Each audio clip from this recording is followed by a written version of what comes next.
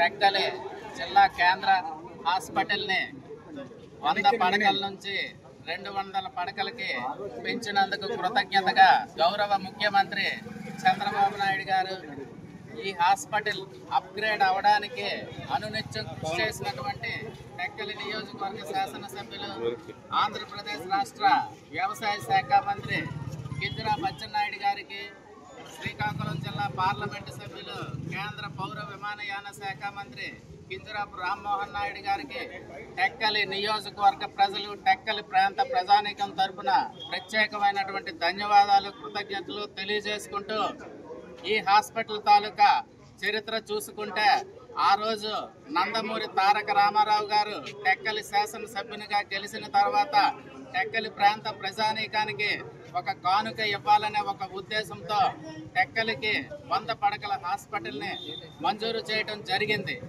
తదనంతరం కింజరాపు అచ్చెన్నాయుడు గారు టెక్కలి శాసనసభ్యునిగా ఎన్నికై రాష్ట్ర మంత్రిగా 2014లో బాధ్యతలు చేపట్టిన తర్వాత టెక్కలి నుంచి పాలకొండ తరలి వెళ్ళినటువంటి ఈ హాస్పిటల్ని టెక్కలికి జిల్లా కేంద్ర హాస్పిటల్గా మంజూరు చేసి దానికి అనునిత్యం కృషి చేసి 20 కోట్ల రూపాయల మంజూరు తక్షణం చేయించి ఇక్కడ ప్రతి ఒక్క ఇంటికి కూడా అచ్చెన్నాయుడు గారి చలవతోనే నిర్మాణం జరిగింది. అయితే గతంలో ఉన్నటువంటి పాలకులు గత 5 సంవత్సరాలు పూర్తిగా నిర్లక్ష్యం చేసి ఈ హాస్పిటల్ని ఒక మూలన పడే విధంగా చేశారు.